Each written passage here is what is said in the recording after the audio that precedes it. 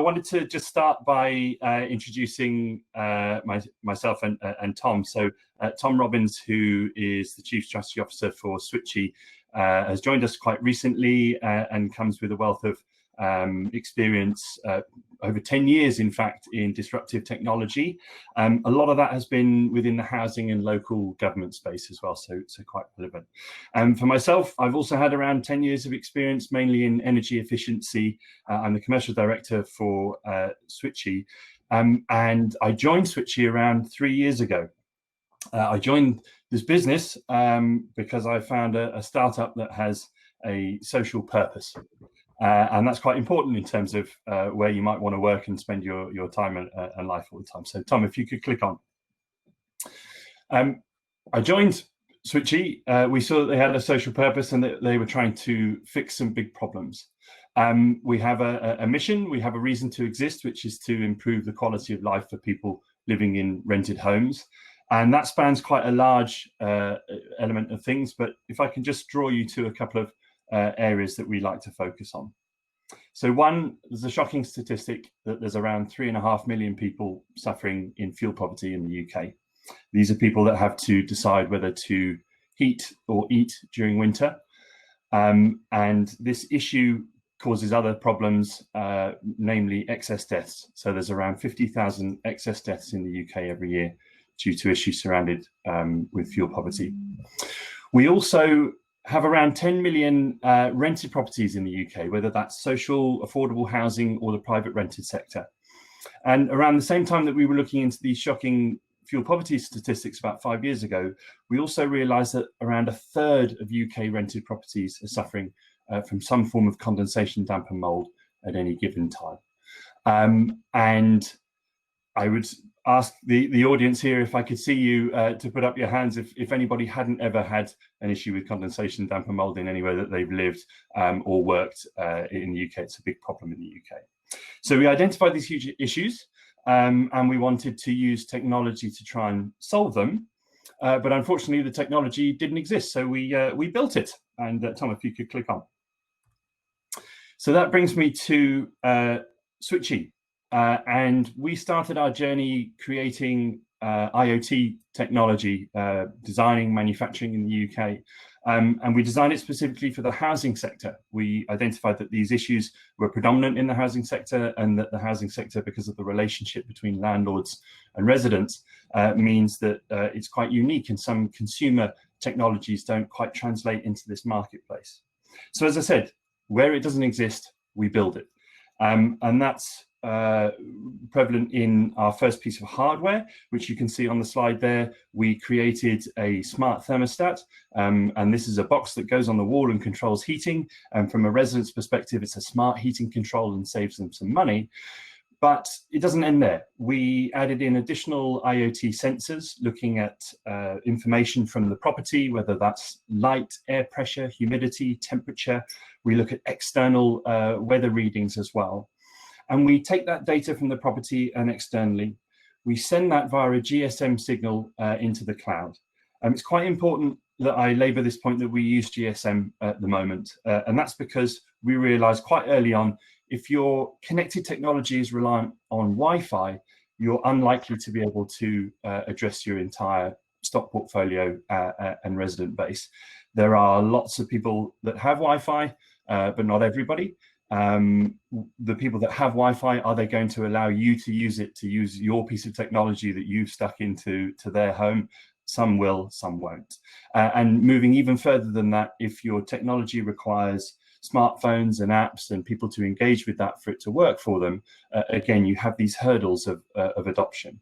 So we've designed all of that out. So if we're sending this data up into the cloud, what can we do with it? Well, we push it through Switchee Analytics. We get insights, alerts, and actions from this data, and we present that to landlords in the form of a dashboard or an API into their systems.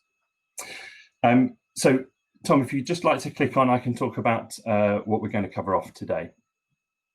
So we set ourselves the title or the question of, if you give thousands of properties a voice, what do they tell you? And I think the first thing is we wanted to tell you what we've been seeing during this lockdown period. So we've got some studies that we've been looking into from in-home insights. We can tell you a bit more about how properties are performing with relation to condensation, damp and mold, which is never far from our minds, and indeed how we're using our systems to help people in fuel poverty. We don't just want to concentrate on problems, we also want to give you some insights and solutions and a look to the future. So we're going to talk about IoT, the challenges and also the opportunities there.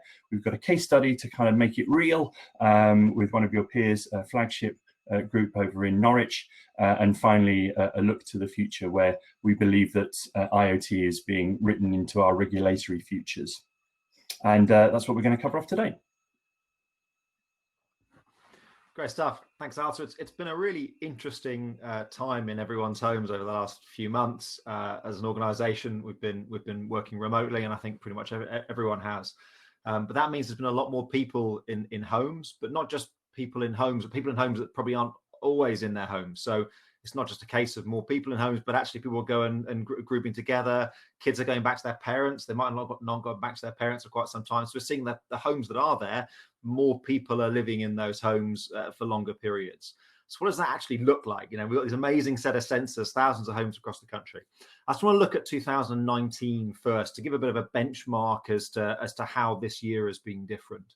So what I've just chucked up on the chart here is averaged across all the devices that we've got out in the field. We've got a combination here of the temperature as a function of time and the amount of average boiler firing per day as a function of time. So because the thermostat knows what temperature is and knows when to put the heating on, it knows it knows how long the boiler's been running for. So what we can see is really quite a distinct point early in the year, and when the temperature changes. This is that classic kind of early springtime. Last year it was looking at sort of mid-April, and we saw that the temperature increased outside, and unsurprisingly the boiler firing times dropped off.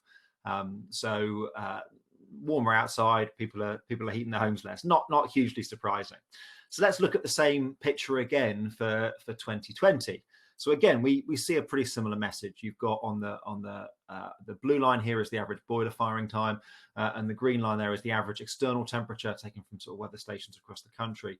And again, we see a similar pattern. So it was slightly early this year. I think we can all remember that moment. We'd not been into lockdown, but maybe more than a couple of weeks, and suddenly the weather got really nice. And we all thought, it's fantastic. Yeah, we're at home. We've got some warm air. It was wonderful.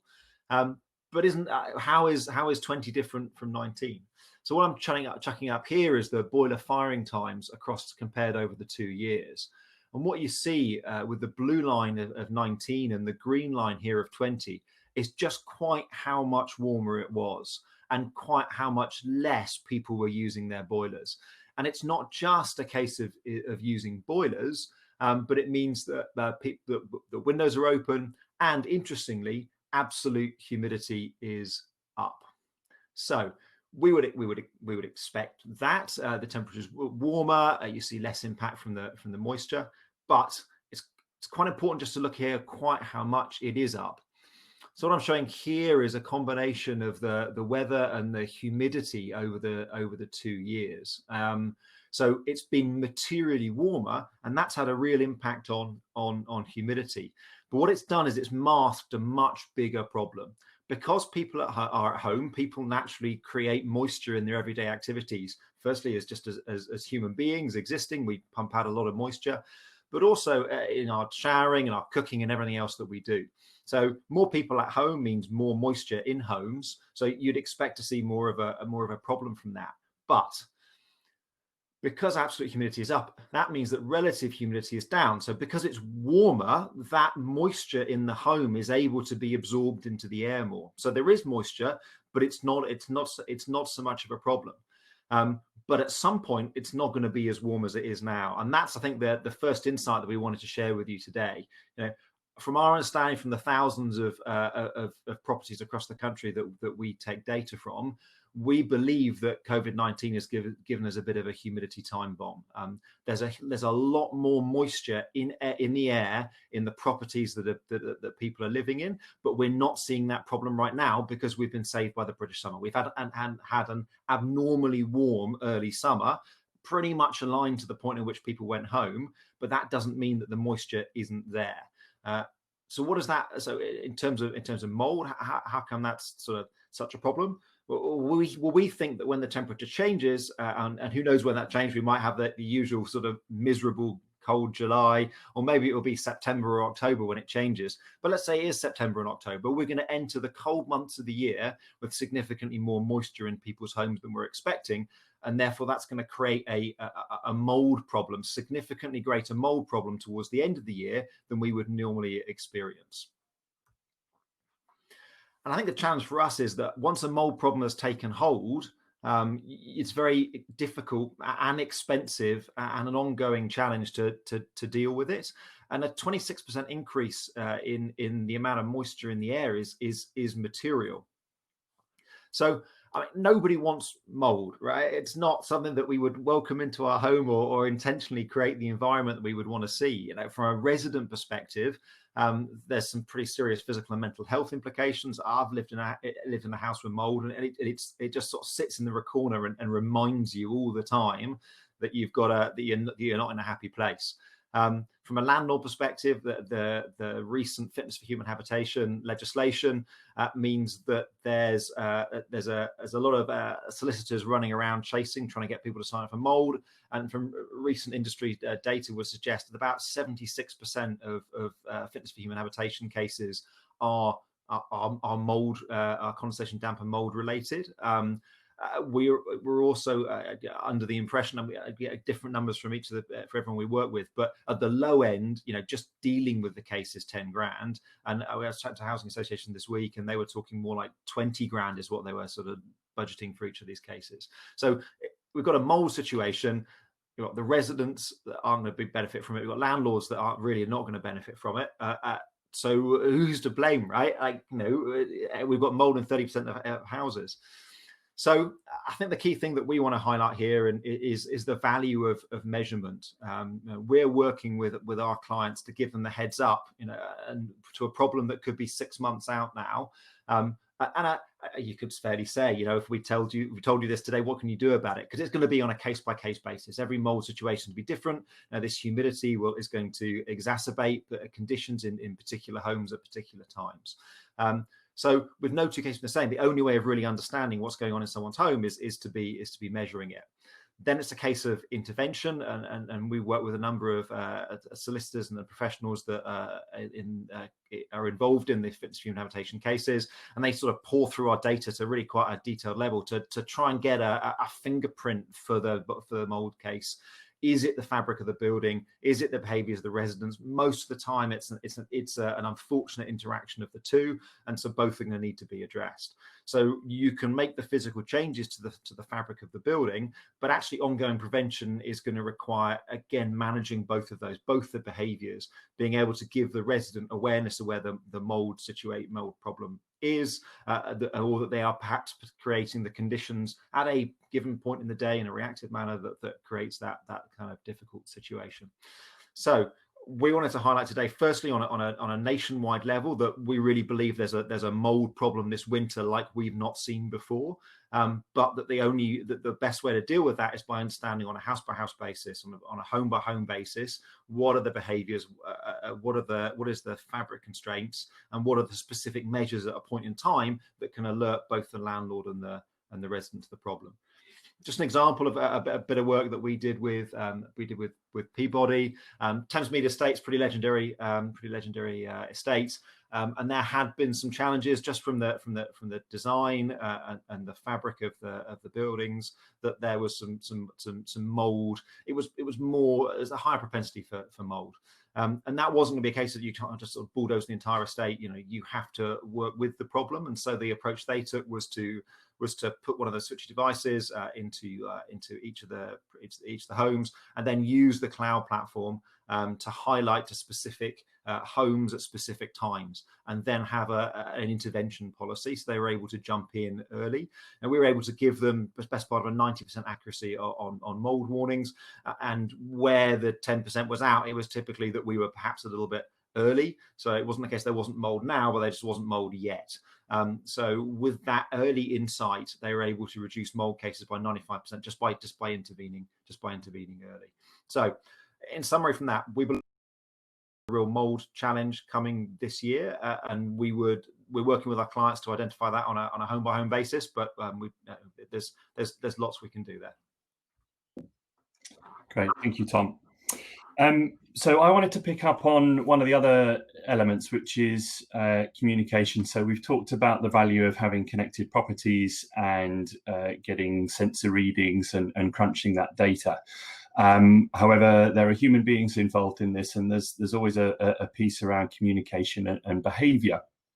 And one of the things is we believe at the moment that the people are not only socially isolated, but also digitally isolated at the moment, and continue to be so. Tom, if you could click on. So we've all heard the term digital inclusion. There'll be lots of people in the virtual room that have been using this term a lot. Have got a strategy around digital inclusion, may have done so for a long time. And indeed, some of you will have written your digital inclusion strategies. And we see that this has been quite successful. So the desire to include more people, get people to understand the benefits of using iPads and apps and the web in general has been fantastic. However, there are some people who are left behind. And so there's a few people that might think that digital technology is not for them, it's too expensive, too difficult. And how do we try to get through to those people? So what we've actually learned is that better results come from when you improve or enhance existing behaviors rather than trying to teach new ones. So one of the ways that digital inclusion works is you not only provide new means for doing stuff, but you also educate people. And yeah, just to reiterate that, enhancing existing behaviors is much more powerful than actually trying to teach new ones. And so the other thing is that we want to use technology that already exists as well. So if you use existing behavior and improve that, let's use existing technology and improve that. And a key point that we found was you need to go where the eyes are. You need to go where the attention is. And if you can enhance that thing where it normally happens, you get better results. A kind of personal example for us is if you want to get some advice to somebody or get somebody to manage their heating better, let's do that through the thing that they manage their heating through, i.e. a thermostat on the wall.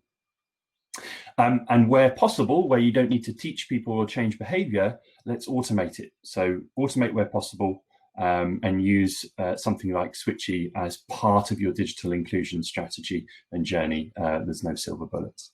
Tom, if you could click on, please.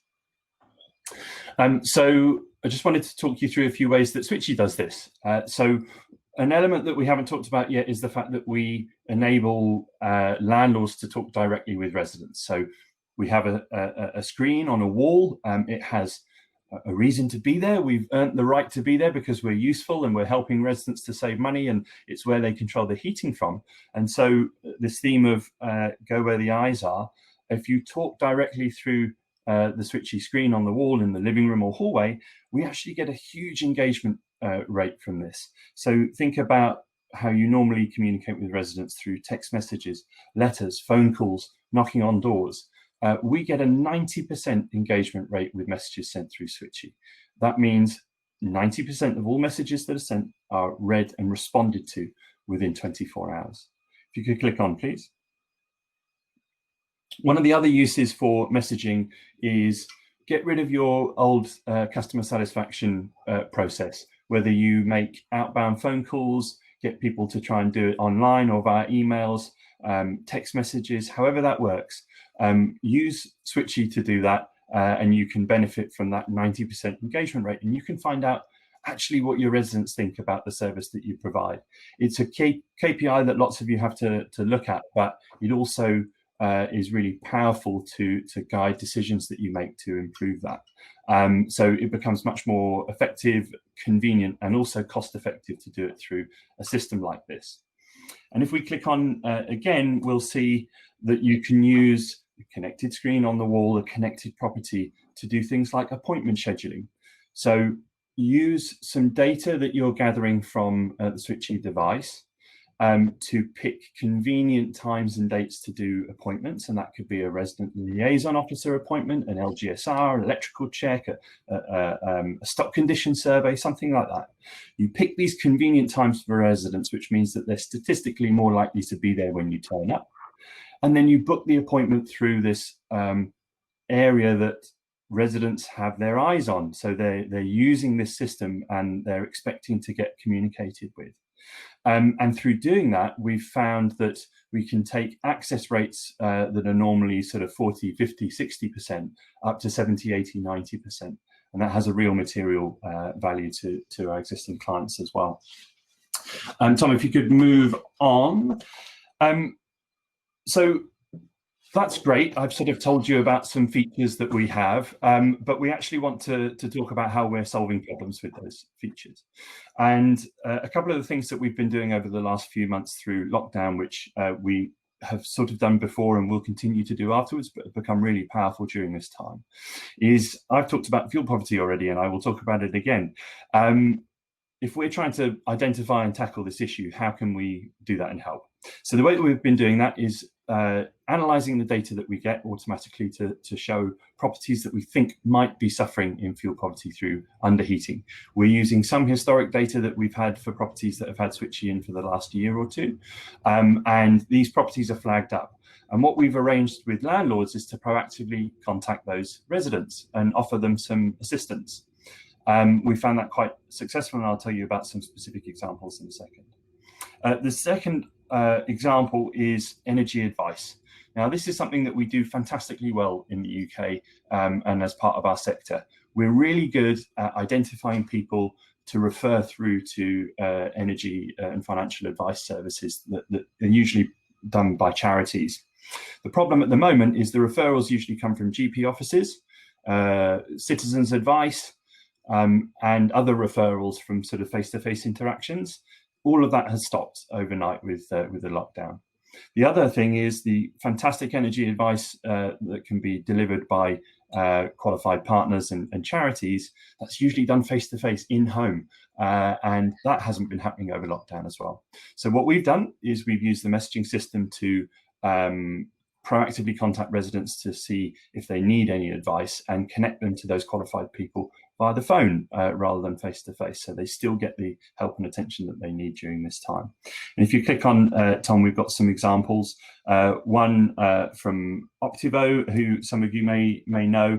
We only had an 80% response rate to this energy advice survey, but 48% of those residents wanted the energy advice and took up that option. And then Dudley Metropolitan Housing, a housing provider in the Midlands, they actually had a 97% response rate to the general survey. This was general, so it was around COVID-related stuff, energy and finance and other related topics. So lots of engagement with the survey, and only 28% of people took up that advice. So we're really quite proud of what we've been able to do there. If you could click on again, Tom. So I keep labouring this point around fuel poverty, and I know we're at a technology conference, and I know that there are some people in the audience that will be asset focused and repairs focused and legal challenge focused, and so you may think, why does this apply to me? So most of us understand that there's a human reason why we should care about fuel poverty. It's not good, and so we should try and sort it out if we can. It's also the right thing to do, and it's quite nice.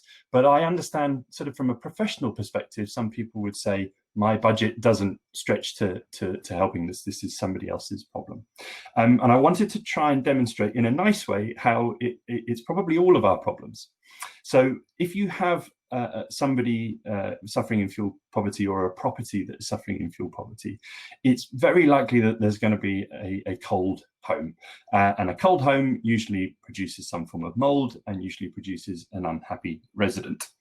If you've got mold and unhappy residents, you tend to get condensation damper mold repairs issues, and that can lead into disrepair, which Tom has referenced, which has seen quite an increase in recent times since it's come in March.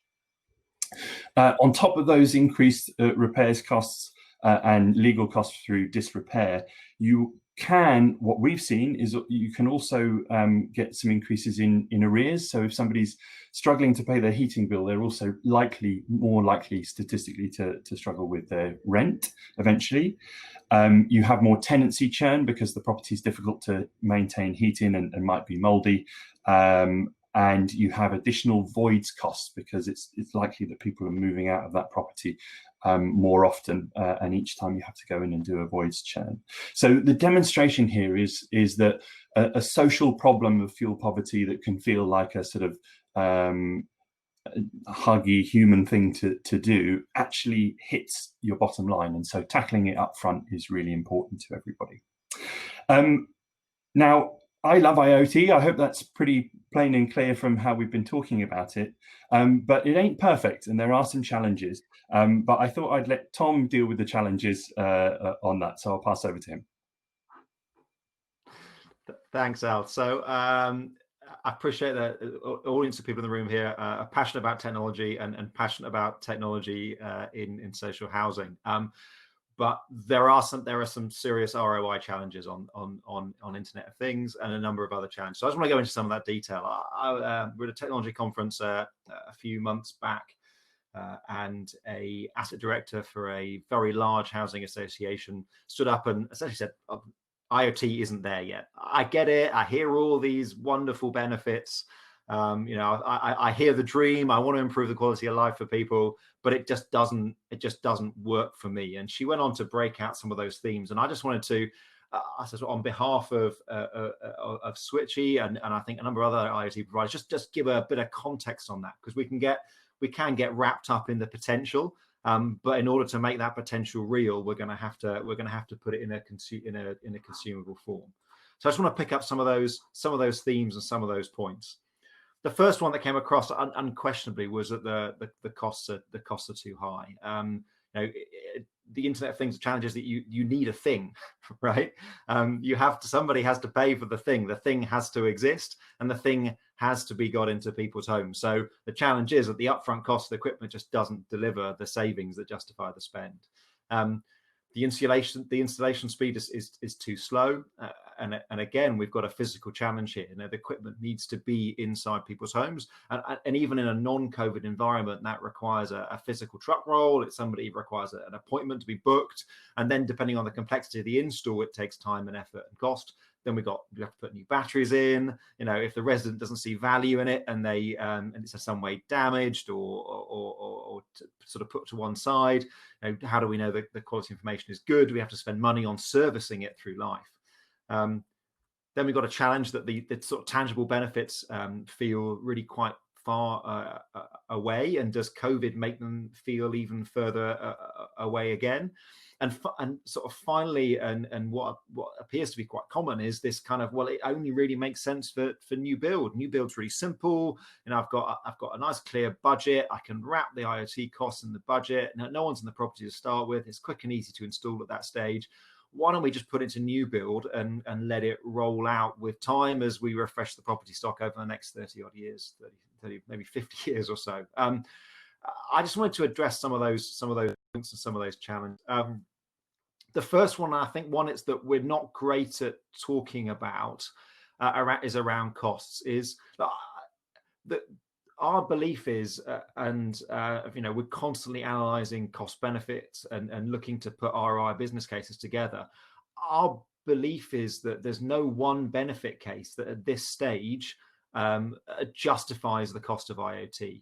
In order to get a device in someone's home, you've got to look at multiple benefit cases. And multiple benefit cases require multiple departments to be working together. And in a lot of cases, it requires budget from one department to make a saving in a different department within the client. And that could be challenging, particularly when you've got one department that's visionary and wants to do something different and wants to be an early adopter, and you've got another department within the same organization that doesn't have the same aspirations and just wants to keep its budget under control. So one of the big challenges for us as part of IoT sort of practitioners here is that it's not just about the technology. It's actually about making sure that everyone appreciates the value, and that there's a set of business cases and a clear ROI that the organization or the customer is able to look at holistically. Secondly, is around installation speed is too slow. Our belief is that there's lots of opportunities when people are going into homes anyway, and typically suitably qualified people are going into homes anyway. So how do we piggyback onto the back of those? There's boiler replacement programs that puts a number of skilled people inside a home.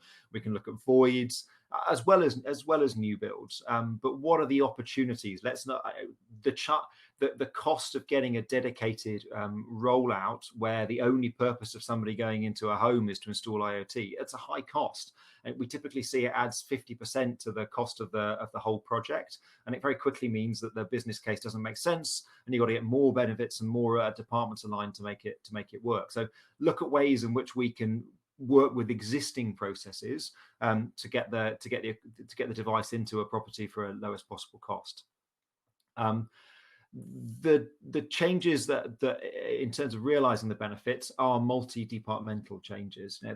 The classic one, number of those that Ala's been talking around there, particularly around communication, which is by far one of the most valuable use cases here, is that you've got an asset cost, but you've got a customer benefit. And being able to join the dots between those two, and of course we can be very flexible in terms of how the costs are apportioned and how the payback period and the curve works to make sure that it's zero cost up front effectively, or it pays back from year one onwards. But we're yet to find that on a single department business case. So it's about getting as many stakeholders involved as possible and making those benefits happen sooner rather than later.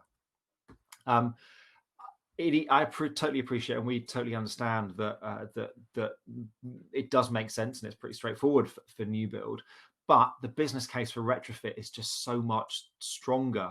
I think let's face the difficult challenge. Let's get multi-department business cases together. Let's get multi-benefit business cases together, and let's go and tackle the retrofit problem, because I really believe that's the bulk of the housing stock for starters, but it's also where the challenges are and where the pain is. So let's deal with the difficult part, but let's do it together. So Al, what are some of the value of working together? Lovely segue, Tom. Thank you. So I wanted to talk about the value of working with a partner like Switchee, or indeed any of the advanced technology companies that are focused in this sector. You've got a few key things here, but you can work with experts. So this is our day-to-day. This is what we obsess at during the day, at night when we're sleeping. We're looking to use technology to solve problems within the housing sector, and that's really powerful. Using and adopting new things can be quite daunting for some people. Less of the people in this virtual room, I would argue, but can be very daunting for other departments who may have an involvement in budget decisions and when and how to do this. And also, if you're working together with a business like Switchee, you've got amazing people who are there, as I said, experts working on your problems for you. We tend to use a mixture of approaches. You've got the kind of IoT technology side, but you've also got the cloud analytics and the SaaS part to bring it all together. So a key takeaway here is, over the years, we've been around for 5 years now, our nearly 50 housing provider customers have been telling us their problems, and we've been trying to solve them. So some examples of this: we had a client who has an issue every as it comes into winter every year, that all their heating systems go on and they get this spike in failed heating systems. Well, we built a solution for that. We call it the boiler test, and we do it in autumn to check that the heating systems are going to work, and the ones that we identify that don't can be planned into non-emergency time. We had customers telling us about the problem of abandoned properties. You don't always know that your property has been abandoned. Your resident may have left and they didn't tell you about it. And there's a whole sort of costly process that you have to go through. And on average, it might take 10, 12, 15, 18 weeks to finally work out that the property's been abandoned and that you can break back in and do your voids process and get it to somebody that really needs it. So we help to identify potentially abandoned properties. We've also had lots of people coming to us about access issues. There's different percentages from different companies all around the country, but everybody's in line with saying that access is a problem. So we use our smart appointment scheduling, as I've mentioned already. But now that actually physically entering a property could be even more of a problem, not just getting in, you're not allowed to. We've found that remote surveys become more important. So remotely looking at data, but also remotely communicating with residents to diagnose problems. So Tom, if you just move on, I can tell everybody about where we put that into action with Broadland Housing Association. So we tried to identify potentially high-risk problem properties in the first instance. We used our messaging to identify and investigate these problems with residents, and in this instance we had an 86% response rate to that survey. We did remote condition survey checks, and the properties that had visible mold were identified, and this all happened remotely and automatically. So this is the key point. Nobody's made a call or a complaint. No surveyor has had to go onto site to do this. It's all happened remotely and automatically. And ultimately, we were able to assist Broadland to arrange follow-up calls, and it's early days with this particular example, but we've got other examples where people have been able to stave off costly disrepair through doing this type of approach. So we've used the data to actually target the property. We've used the communication function to connect with residents directly in a convenient way, and then we've used analytics to offer a suitable solution to that as well.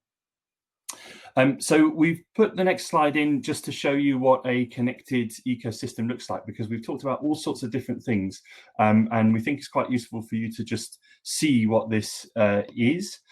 So essentially in our world, you've got a connected device in the property. It's a hub. It's responsible for collecting the data, but also sending it, and takes that connectivity piece out of the puzzle. From your residents' perspective, they get lower gas bills, they get some form of benefit from digital inclusion, warmer homes, increased satisfaction and well-being. And from a landlord perspective, you get remote data analytics, which you haven't been able to get before. You get access to data that, unless you've got IoT in there, you can't get, and analytics that, unless you're dealing with experts who've been doing this in this field for 5 years, you can't get either. Data-driven investment can then finally happen, and you can improve the efficiency of your stock, which is something that we're all having to do with the climate emergency and net zero. We can also work towards this preemptive maintenance thing that we've all been talking about. It's a grand idea, and it's always been very difficult to justify. Why should I spend money now when I don't have to?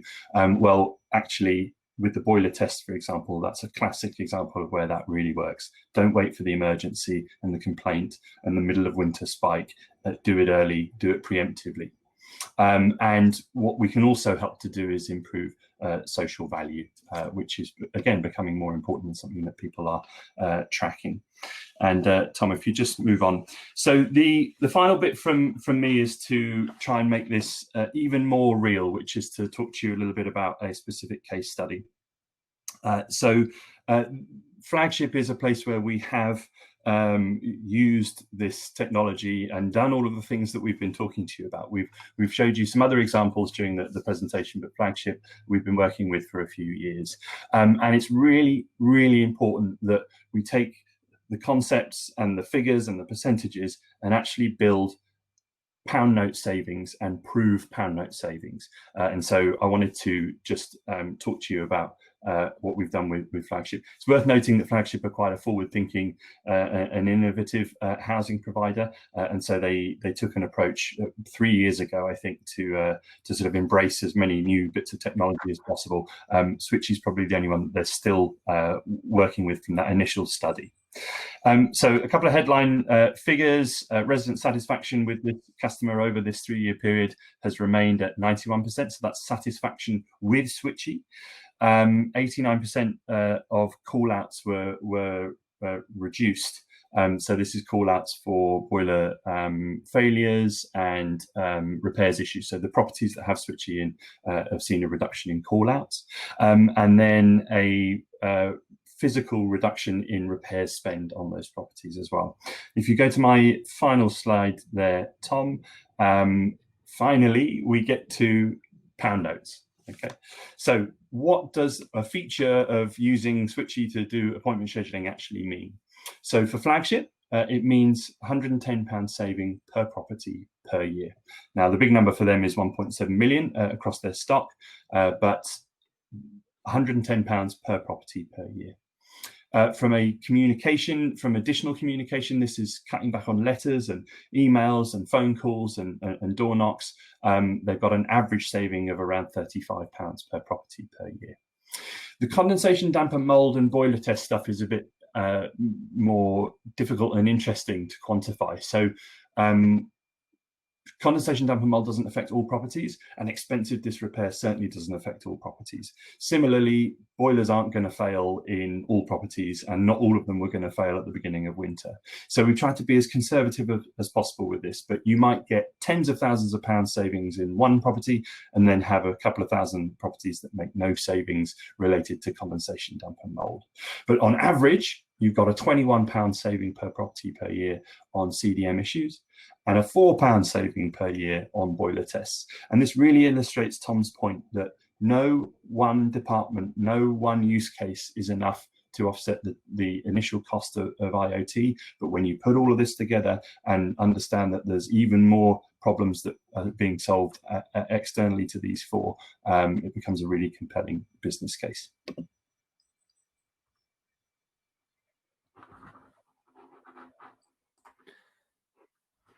So I look to the future then. I just want to pick up and try and maybe pick up some of the questions that people have asked at the same time as we come through these. So firstly, I've sort of broken out here in terms of what customers and regulators expect as we go forward, and what do you think the technology is going to provide. So firstly, it is around fits for human habitation. I mean, it's a new piece of legislation out. COVID has sort of prevented the true impact of this, but we have it on good authority, and we've seen ourselves that there's the guys that have run out of PPE claims are now heading around estates around the country asking people about damp and mold. Take a photo on your iPhone and we'll sort the rest out. So I don't think we've seen the true impact of that. And what's quite interesting is, I mean, I'll put up the slide there around Flagship. So that was based, it was about £21 on CDM per property. That was based on their understanding, an estimate that we've seen. We were working with Cheltenham Another Housing Association this week, and it's maybe 6 to 9 months later, and they're putting an estimate of more like £37 per property. Now, part of that's a different stock portfolio and different stock size, but also I think part of that is we're actually starting to see some of those fears materialize around the costs. And without having accurate measurement in place, you don't have the strength in the argument. So we don't really know where that's going to go yet. The next then is around the digital exclusion gap. I mean, Al made a really great point about the amount of progress that has been made here. And I think without a doubt, we're going to see fewer people be digitally excluded. But I think our concern is that those who remain digitally excluded will get ever further behind. And if you want a solution that's going to work for everyone, you're still going to have to come back to your common denominator at some point, and it's going to have to require to work everywhere. But I think there's some quite exciting stuff around technology-enabled regulation, with sort of remote certification. You know, if you're able, there's some really cool stuff that like the guys at GasTag are doing. You know, will you necessarily need to have a boiler inspection every year if perhaps you can collect some other interesting parameters around it, and you know maybe you do it every couple of years? So that whole that ability to certify, to inspect, to triage, perhaps even remedy remotely will become much more acceptable and allowed within the regulation. On the technology front, the cost will come down, and there's sort of the expectation that costs will, you know, significantly reduce forever. I would argue that a lot of the costs have already come down, and actually the cost itself isn't inhibitive. It's really around the business case and getting people together and getting multi-benefit business cases across organizations. The actual cost of devices are relatively cheap. It's actually the cost of getting them in and supporting them which requires the ongoing savings. Faster progress will definitely be mobile led. I mean, there's some fantastic mobile solution providers they're going to be presenting over the next couple of days. And the great thing about mobile is you can just build it and it's out there, right? It's great. You can get it into the hands of residents really fast. This virtual reality triaging is just amazing. You know, the Uber style for repairs. Anyone that's nearest with the right skill set can do it at the cheapest price. Absolutely fantastic.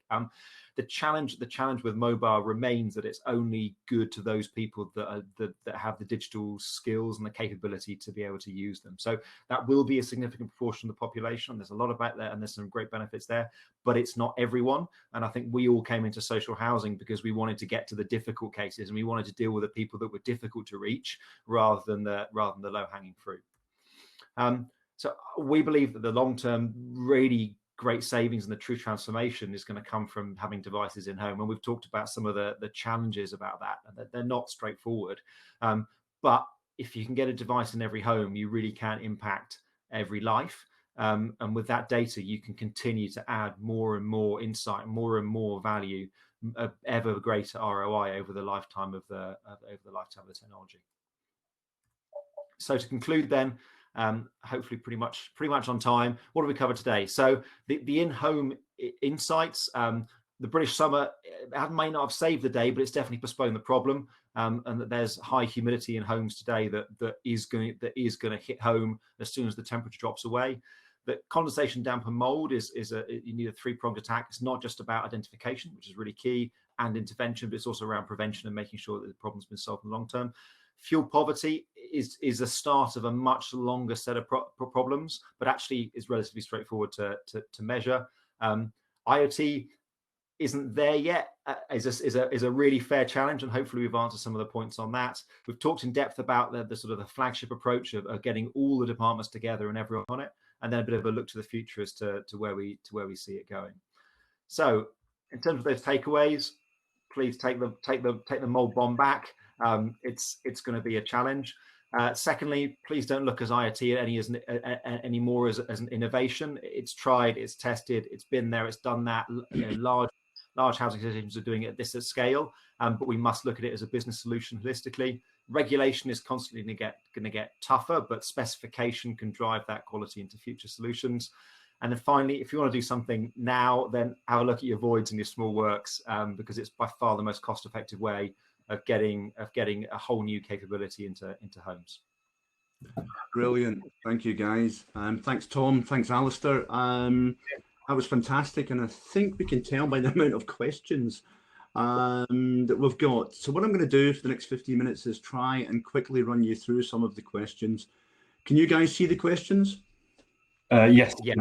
So how this works is they get voted up and down as no particular order other than the ones that we think may be worth answering first. I'll start with the first one, which is anonymous to a degree, but are Switchee exploring other connectivity options like LoRa, LoRa, LTE, or narrowband IoT? Yeah. Tom, do you want me to take that one? Yeah, go for it. Cool. So yes, we use GSM to send our data, as we've mentioned a few times. The GSM network is being updated at the moment with the LTE and NB-IoT stuff. So we're future proofing to be able to take advantage of that. We have some inside knowledge around the network that we currently use, and there's very little danger that that's going to be turned off, although there are some things that look like they will be in favor of the 5G networks. So yes, we're looking at new stuff, and we're making sure that what we have at the moment continues to work. Brilliant, thanks. The next one I have is from Scott Stewart. Now, Scott's with Trellisworks. You might know Scott. He asks the question, do you provide your own sensors, or are you willing to work with a third party for supply and install? It's a good one. It's a great question. So we don't see the future for Switchee as being as a device manufacturer. We built a device because there wasn't the capability in the market when we started 5 years ago. At the moment, we're somewhat constrained that we would need to have our own hub in the building, but we're more than happy to work with off-the-shelf sensors, and we've got a number of sort of standard radio and interface protocols. And with our hub, that means we can talk to anyone. We don't actually do our own installs. We work with our customers, right, again, to find the cheapest and most effective way of getting those of getting that capability inside homes. Okay, thanks, Tom. The next one from Chris Maison at Chris. I think it's Anchor Hanover now. Ancover would be a good one, actually. You keep changing names. Chris asks, when it comes to humidity mold, do you find differences in building type? For example, is it worse within blocks of flats compared to houses? Great question. Yes, we do see differences. There are some correlations, and there are some wild outliers with what we see.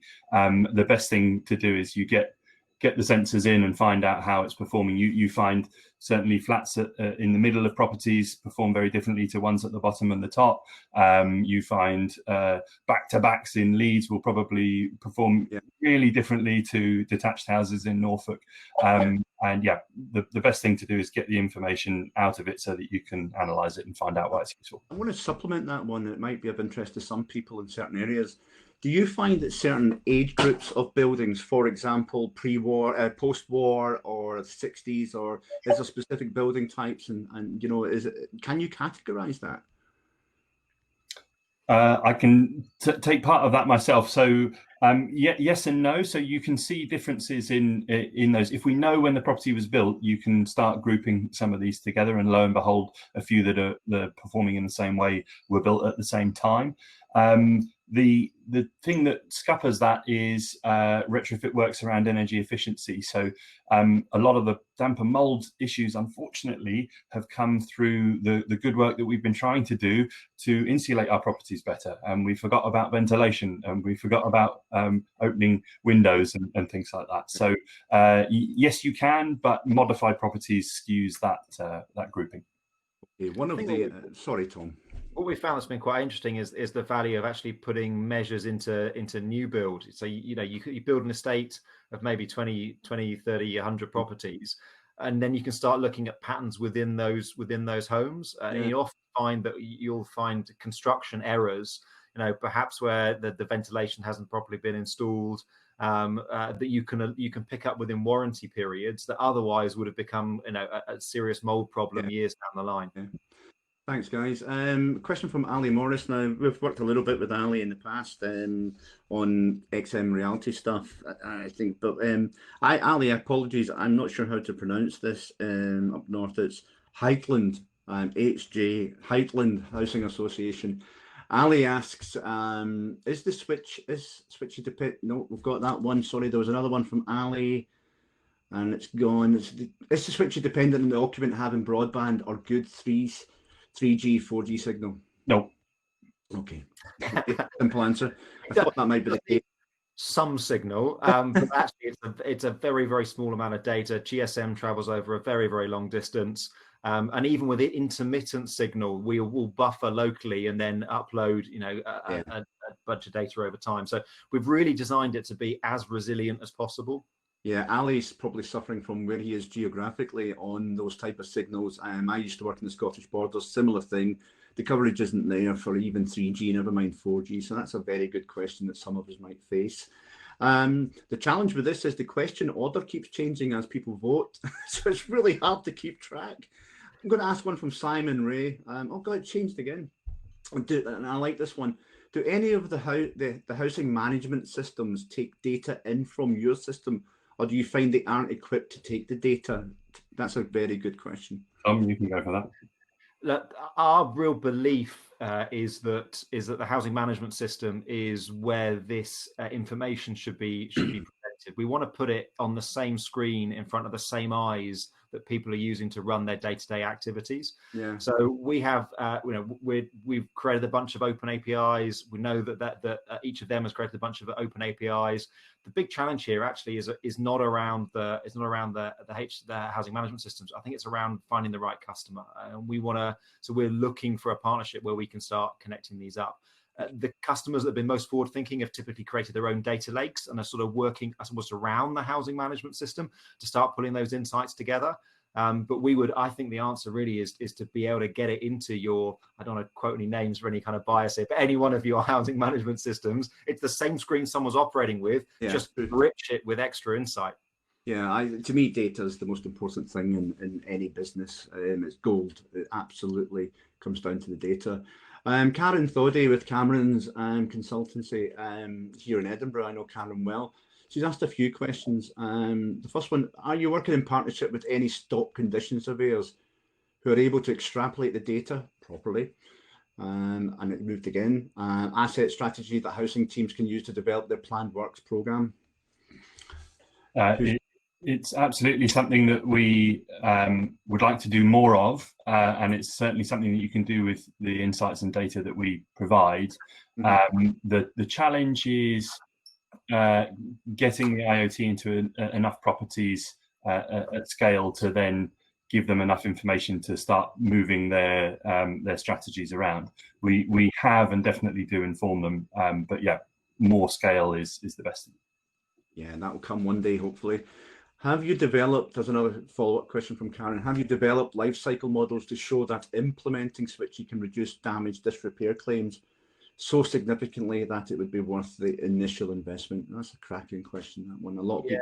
sort of back to my previous point, I don't think we truly know as an industry yet what the impact is going to be of the new damage and disrepair legislation. All I can say is that from the estimates that we were taking 6 to 9 months ago, it's near on doubled, and at £40 per premise, you're very quickly getting into the territory of £40 per home. You're looking in the territory of a business case pretty much there.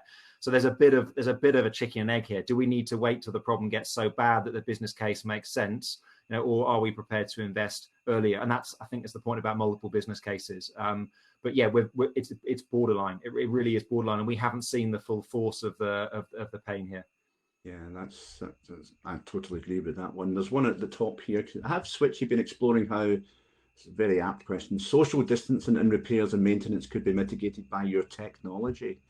A little bit, yes. So we've looked at some of the diagnosis of problems, and B, some self-fix stuff. So there's a lot of housing providers that are looking into whether there are self-fixed problems that they would normally just give to the repairs team.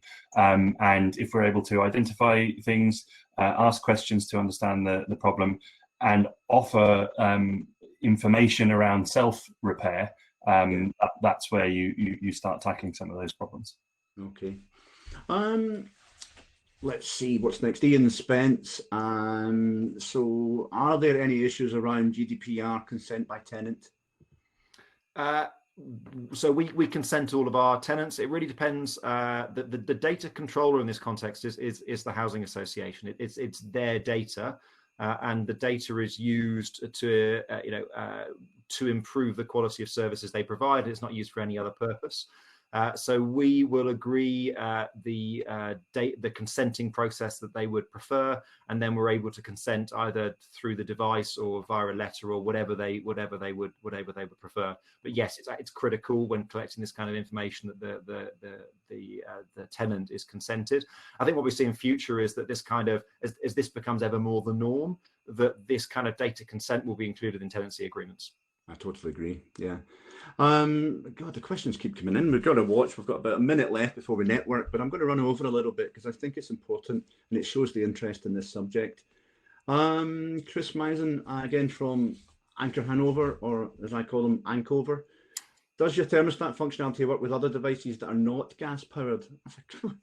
Given the carbon neutral agenda, landlords may have to consider greener options for heating homes. Absolutely, I can take this one. So yes, we've been installed with ground source and air source heat pumps, and we're quite heavily involved in the electrification of heat projects that are going on at the moment. And what we're finding is having a connected device that has the ability to communicate with residents, and one of us at the end of a telephone, if there's any problems, to change things over the network, means that where you usually get problems with installing new tech and people think it's not working and it's actually you just don't know how to use it yet, we can get over that problem in a 2-minute phone call rather than an engineer going out for a repair visit.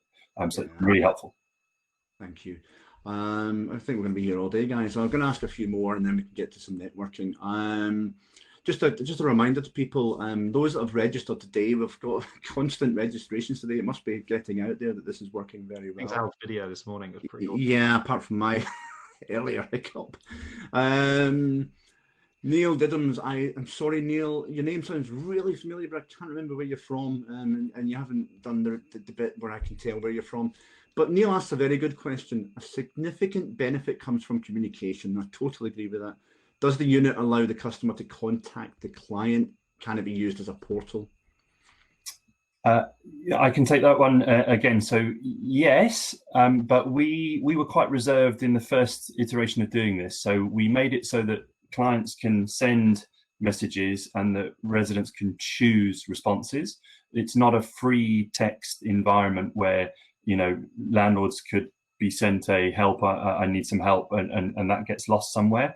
However, we're moving further towards an acceptable element of residents being able to proactively contact the landlord through that. And that might be, I've got a repair problem, it's a tap, yes, I'd like an appointment, that sort of stuff. Yeah. Request a callback, kind of structured kind of workflow kind of stuff, yeah. Lots of good stuff going on here. That one's done. From Scott Crowley, who's with DTL, he's a consultant. He's also an independent consultant, and is asking the question: were the flagship savings net, or if not, how much did flagship spend? Yeah, great. Can you release those figures? Great question, which I will skirt around. If you look at over the lifetime of the project, which is the sort of boiler replacement cycle was what they were looking at, we got to the stage where £1 spent on Switchee gave £2 back to the resident in fuel savings, and it gave £2 net back to flagship as efficiency savings. So effectively they got £3 back and they spent £1 and they got net £2 back. So that was over the lifetime of the boiler replacement. And these are the numbers people need to know about, because it's real world savings, isn't it? It's fantastic. I'm not going to bother asking the question I asked. Ian Spence again asks a really good question. Have you considered incorporating a module for vulnerable people, e.g. people at risk of falls? Yes, we have, although again, we sort of started out thinking there are experts in care, there are experts in this, that and the other. We look at general needs properties. However, we've had some great success in a sheltered accommodation block where we managed to move not only their kind of repairs issues from being the worst performing property down to sort of mid-table, but also where they had vulnerability of dementia, etc., through locking the screen or being able to change things if they were changed too frequently, or looking at some of the occupancy of the dwelling. It has been quite useful. But yeah, we didn't set out to be a care home solution. Are you under a flight path there? Sorry, Alistair, you were slightly... Yeah, the police choppers up ahead. God. Right, Alistair, if Alistair gets carried away in a straitjacket. Yeah, just one final question then. How are you managing risks of malware and viruses? Hey, look, I think for us, this is one of the reasons why we chose to build our stack end-to-end ourselves, was that we then have control. We know everything that's gone into the device. The firmware is absolutely our own. We're able to put the appropriate security protocols on that. And again, with the cloud offering that we've built. So I think it was the right decision. It's definitely taken longer and it's definitely cost more. But by owning the stack end-to-end, I think we've got much better controls and much better visibility of any threats. Yeah, brilliant. Well, I think that's us. What we're going to do now, everyone, is, well, first of all, obviously a big thank you goes to Alistair and Tom. That was fantastic. It was really good. I think now it's plain sailing now that the hiccups have finished. What I'd like to do is invite everyone back into the main conference area to network, grab a coffee, which obviously is not provided by DTL Creative. And neither are the snacks and the entrees. That is up to yourselves to go downstairs or wherever you are in your house and get them. So we're going to say thanks one more time. Any more questions, folks? Ask during the day. The guys are about. Have a chat with them. Everyone's about. So for now, thank you. And let's go into the main area. Thanks very much.